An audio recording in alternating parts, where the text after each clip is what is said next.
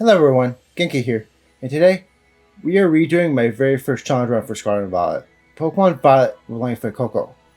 Fuecoco is the Fire-type starter, and of course has a 310 base stat total. It is a physically bulky but slow special attacker. 67 HP, 59 defense, but only 40 special defense.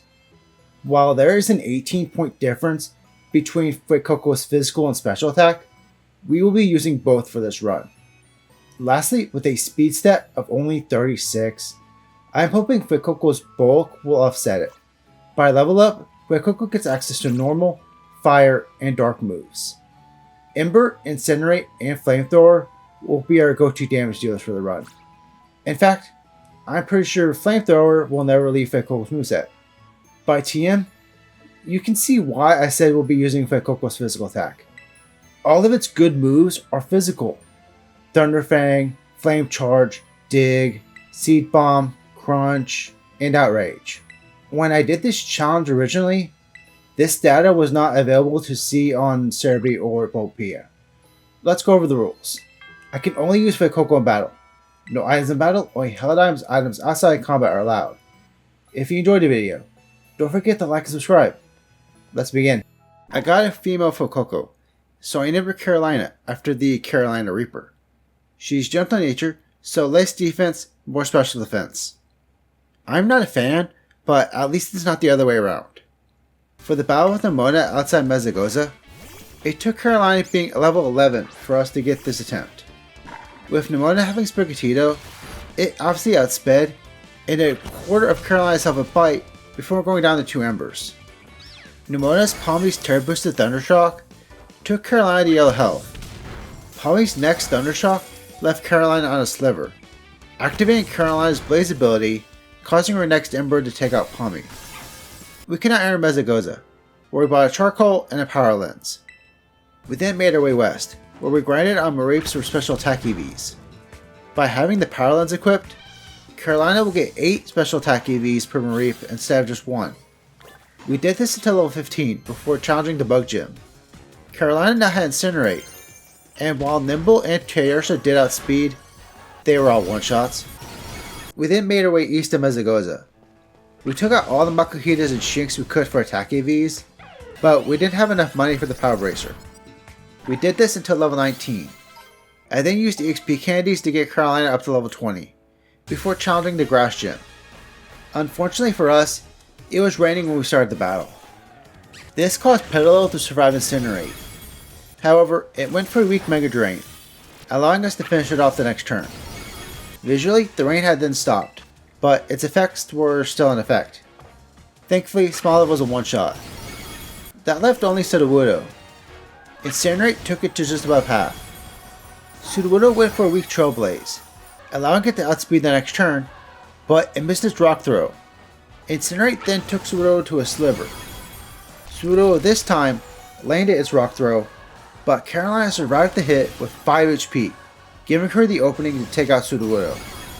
Let's go take on our first Titan, Cloth. For this battle, we picked up the team for Dig. Cloth went first. It did some damage with Vice Grip before Fuecoco could dig underground. Dig then did just less than half of Cloth's health. This allowed Cloth to survive a second dig, activating its Anger Shell. However, it wasted its turn on block, so we took it out. For phase 2, Cloth now had access to Rock Tomb, though it decided to use Rock Smash into Carolina instead, lowering her defense. Arven's Shelter then went for Leer, causing Carolina's Dig to do a quarter. Shelter then went for a second Leer, causing Dig to take Cloth to a quarter, activating his Anger Shell.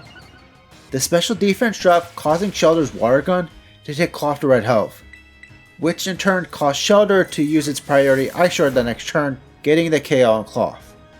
Next up is our second Titan, Bombardier. Bombardier's wing attack did over half of Carolina's health, while Incinerate only did a third. I decided to do some raids, and use EXP candies to get Carolina up to level 28 to learn Flamethrower. It one-shot Bombardier. With it being close by, next is the Team Star Dark Base. Pawniard was an easy one-shot, but then out came the Starmobile. It outsped but went for Metal Sound, as Flamethrower did almost half. The Starmobile's Snarl took Carolina to yellow health, and lowered her special attack. Flamethrower still took the Snarl to red health. Carolina then just barely survived the Snarl's next snarl with 3 HP, allowing her to finish it off. With this done, we can make our way back east to Levencia, where we have our next Nemono battle. Rockwork went first, but set up Howl, as Dig one-shot it and Palmy. Florigato could have done damage, but wasted a turn on Home Claws before going down to Flamethrower. Time for the Electric Gym. Watchroll was a one-shot. However, Bellybolt lived to hit with a quarter, and took Carolina to below half health with Water Gun. One more attack took out Bellybolt, but then out came Luxio, who got a crit with Spark, leaving Carolina on 2 HP before going down to a single Flamethrower. Carolina easily went down to Mismagius. I decided to grab the Eviolite to boost Carolina's defense and special defense before continuing her EV training. I maxed out her special attack, while splitting the rest of the points into physical attack and speed. Flamethrower still did not one-shot Bellybolt, but thanks to the Eviolite, we took a lot less damage with Water Gun. Carolina also now outsped Luxio, allowing us to make it to Mismagius in green health. Mismagius went first, and used Confuse Ray, but Carolina did not hit herself, and took Mismagius to below half with Flamethrower. Mismagius then used Hex, taking Carolina to below half, but went down to one more Flamethrower. Next is our third Titan, Earthworm. It was a one-shot Flamethrower. I decided it was time to give the Team Star Firebase a try. Dig only did a quarter of the Torkoal. Torkoal, for some reason, decided its best move was Flame Wheel, so Carolina was not any threat. I decided to switch to Flamethrower, which took Torkoal to a sliver. We finished it off the next turn. Last is Melee Snarl. The Snarl went first, but used a weak overheat, as Flamethrower did a quarter. The Snarl then went for Screech, lowering Carolina's defense. This allowed the Snarl's Blazing Torque to take Carolina to below third. But then, as we had the Snarl in red health, Carolina survived the Snarl's next Blazing Torque at only 5 HP, giving us a first try victory on the Firebase. I felt the Water Gym was still going to be too difficult, so next is the normal gym. I had Carolina hold a Chest of Berry to negate Kamala's Yawn. However, Flamethrower was a 2 KO, allowing Kamala to use Slam, taking Carolina straight to a quarter. Kamala did go down, but then the Dunsparce outsped and finished off Carolina. This took a few levels, but more importantly, I developed a strategy to outspeed Larry's team. I gave Carolina Flame Charge. One speed boost allowed Carolina to outspeed and finish off Kamala while still in full health. I had to again go for Flame Charge onto the Dunsparce, because with the speed boost, the Dunsparce went for Glare, cutting Carolina's speed in half. However, with +3 in speed, Carolina still outsped and took out the Dunsparce with Fire Blast. Larry's Ace Staraptor though, still outsped. Its Facade took Carolina straight to a third, but then our Flamethrower got a crit, guaranteeing a one-shot on Staraptor. Next up is Iron Treads. Phase 1 Iron Treads was a one-shot. In Phase 2, Iron Treads gets access to Stomping Tantrum, but it used it on Arvin's Scavillain. Scavillin's Fire Fang and Carolina's Flamethrower took Iron Treads to a quarter. This caused Iron Treads to easily go down the next turn. Okay, now it's time for the Water Gym. Or maybe not. How about the Team Star Poison Base? We had to take out Skuntank with Flame Charges. Skuntank just went for Sucker Punch twice, but the speed boost allowed us to outspeed and one-shot Rever Room. Muck was a 2 KO, so we were facing the Starbow with below half. The Starbow's Noxious Torque took Carolina to a quarter, as Flamethrower took the Starbow to half. Carolina then survived the Starbow's next Noxious Torque with only 6 HP, giving her the opportunity to finish off the Starbow. This might seem like a little weird, but for my 5th gym, I decided to take on the Ghost Gym. For this battle, I taught Carolina Heat Wave. This way, she could damage Banette and destroy Mimikyu's disguise. A second Heat Wave took out Banette and took Mimikyu to red health. A third Heat Wave then took out Mimikyu, but Houndstone survived to hit red health, giving it the chance to vanish for Phantom Force. Last out was Toxicity. It was a one-shot Flamethrower. Houndstone's Phantom Force only took Carolina to red health, so it went down. With 5 badges, we are forced into a battle with Nemona. Like a Rock outsped, it did a quarter with a Celerock. It then started Dig with a quarter. Another Celerock took Carolina to below half, as we finished off Lacarock with Flame Charge. Gumi resists fire, so Flamethrower only took Gumi to half health, as its Dragon Pulse took Carolina to a quarter. Gumi went down the next turn. Pablo was a one-shot flamethrower, leaving only Masquerada. Masquerada went first, and its slash left Carolina on 4 HP, but it was also a one-shot. Okay, now it's time for the water gym. For this battle, I picked up the team for Seed Bomb. I still had Carolina use Flame Charge, but then I discovered Carolina already naturally outsped Veluza. Veluza's Aqua Cutter took Carolina to almost half health, but one Seed Bomb took out Veluza. The +1 speed allowed Carolina to outspeed Octrio, so last is Crabominable. It survived Seed Bomb, but then it missed its Crab Hammer, giving us a probably very lucky win against the Water Gym. With 6 badges, we can now buy Bottle Caps or Hyper Training. Originally, I could only buy 4, but then later I just decided to max out all of Carolina's IVs. Also, thanks to us having 6 badges, we have another battle with Nemona. This one though was a lot more difficult. Lycanroc has Sand Attack and Rock Slide. We had to make a choice, Eviolite or Clear Amulet. I chose the Clear Amulet. We had doing an attempt where Lycanroc led with Sand Attack, but then it survived Seed Bomb. Lycanroc thankfully decided to try Sand Attack again, allowing us to finish off a Flame Charge. We went for a second Flame Charge to the Sliggoo, doing a third as its Dragon Pulse did a quarter. We then took out Sliggoo with a crit Flamethrower. Palma was still a one-shot, so last is Masquerada. With a +2 in speed, Carolina went first, and again one-shot Masquerada with Flamethrower. Time for the Ice Gym. Frostmoth and Beardick were one-shots with Flamethrower. Cetine outsped and did over half of Carolina's health with Liquidation as we went for Flame Charge. The speed boost allowed Carolina to go first and take out Cetine the next turn.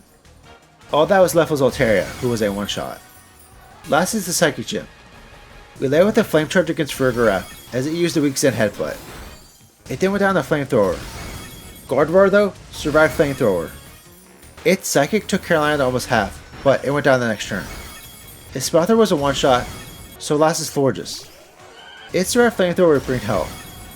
Florges' Psychic took Carolina to below a quarter, but thankfully a single crunch was enough to get the KO on Florges. With all gyms done, time for our final Titan. Dondozo was a pain. Seed Bomb did less than a quarter, while its Water Pulse did almost half. This is while holding the Eviolite, by the way. Carolina was a 3 KO from Dondozo. We needed more damage, so I decided to use the Metronome.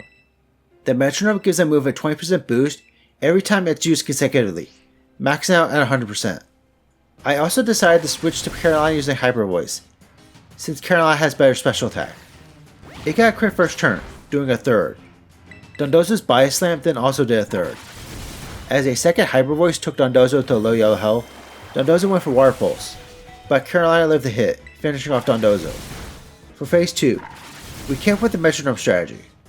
We were doing less damage, but we got lucky, as Dondozo attacked Arven's Greedent twice, allowing us to take Dondozo to half health.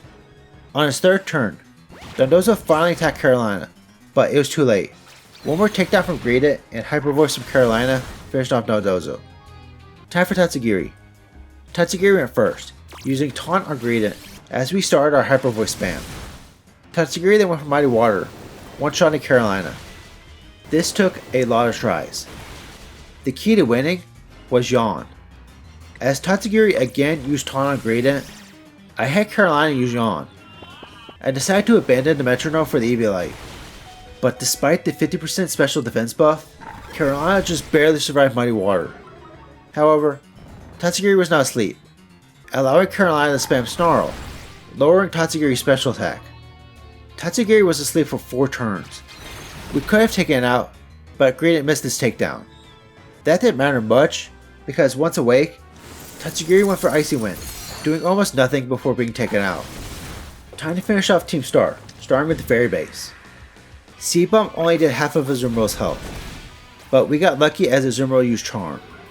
This made our next Seed Bomb only took Azumarill to red health, but Azumarill missed its Aqua Tail, so it went down. We went for Flame Charge on the Wigglytuff, taking some damage from Bias Slam before finishing it off with Flamethrower. Dash Button is immune to Flamethrower, so we went for Hyper Voice, which did half. Dash Button's Crunch did a little damage, but a second Hyper Voice took it out. Last is the Starbill.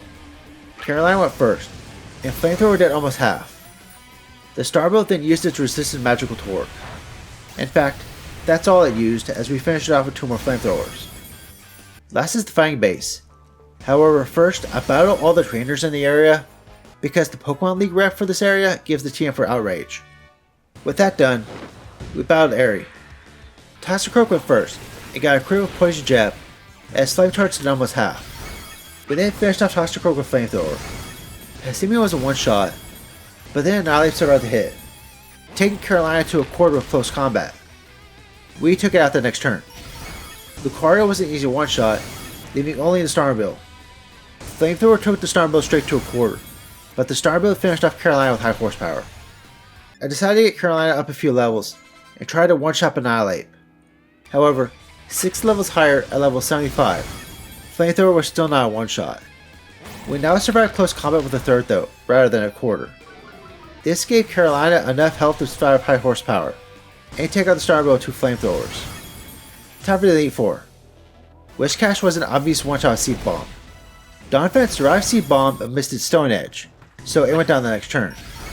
Dugtrio went for Sandstorm, but was a one-shot Flamethrower. We went for Hyper Voice in the camera up, but it survived the hit and went for Yawn. This made us fall asleep against Rika's ace Clodsire, who took out Carolina with Earthquake. This was our first attempt, and it was the best we got for a while. Donphan switched to Earthquake, and it was doing a lot of damage. Not enough to KO, but it was enough for Dugtrio to KO. On this one attempt at level 89, Donphan once again went for Stone Edge, doing a quarter as we took it out with 2 hits. With Carolina at green health, Dugtrio went back to Sandstorm, so it went down.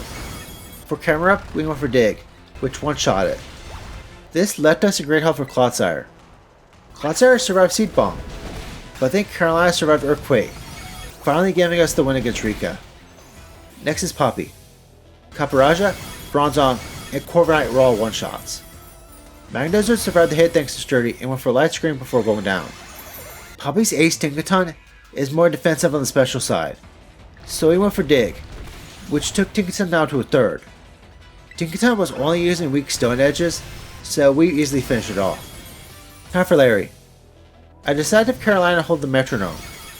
Tropius was a one-shot Flame Charge, but we switched to Flamethrower for Staraptor, one-shotting it and Oricorio. Altaria survived Flamethrower, so we took 7 damage for Dragon Pulse before taking it out. Last is Famigo.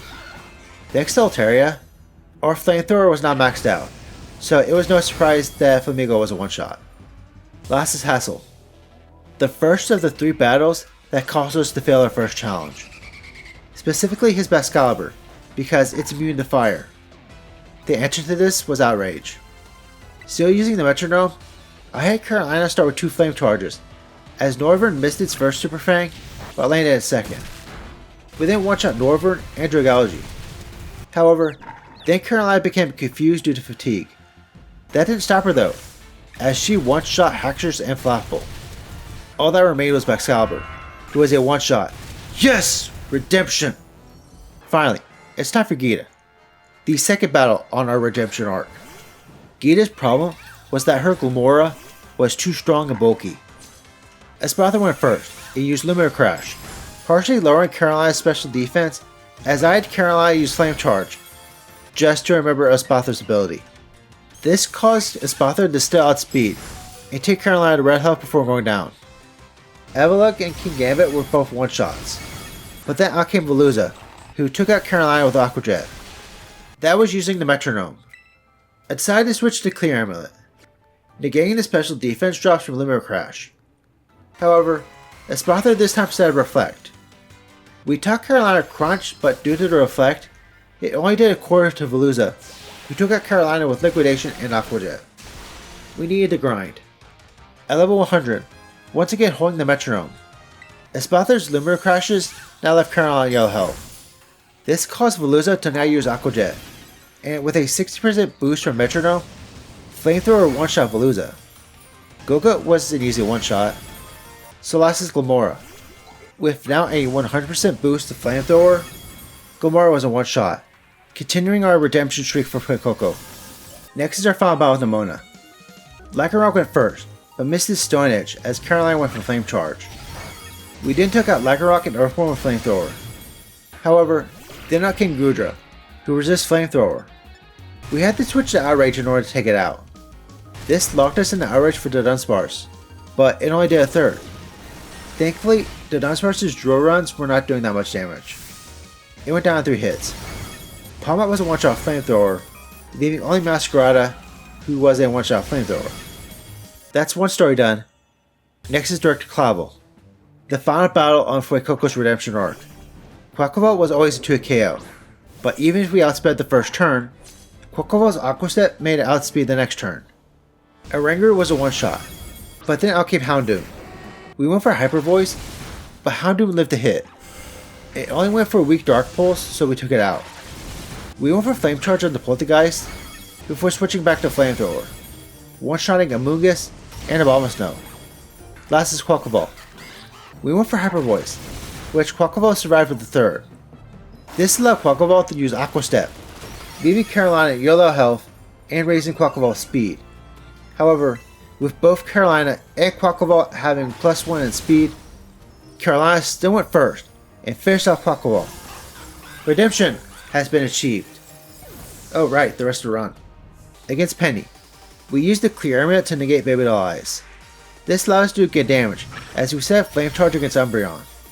However, Vaporeon survived Seed Bomb, doing over half of Carolina's health with Hydro Pump before going down.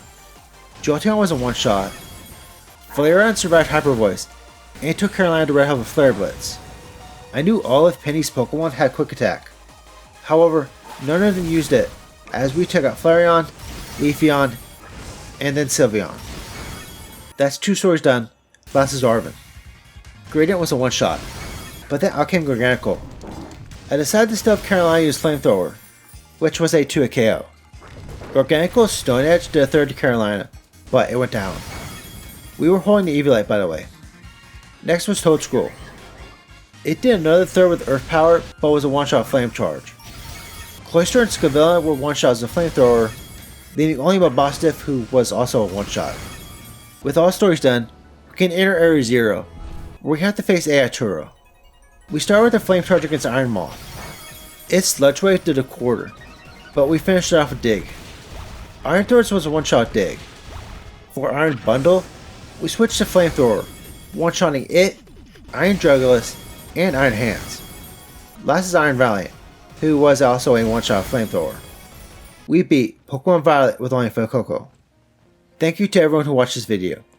If you enjoyed the video, don't forget to like and subscribe. I hope you will enjoy my next video, where I try to beat Skyrim using only the rune spells.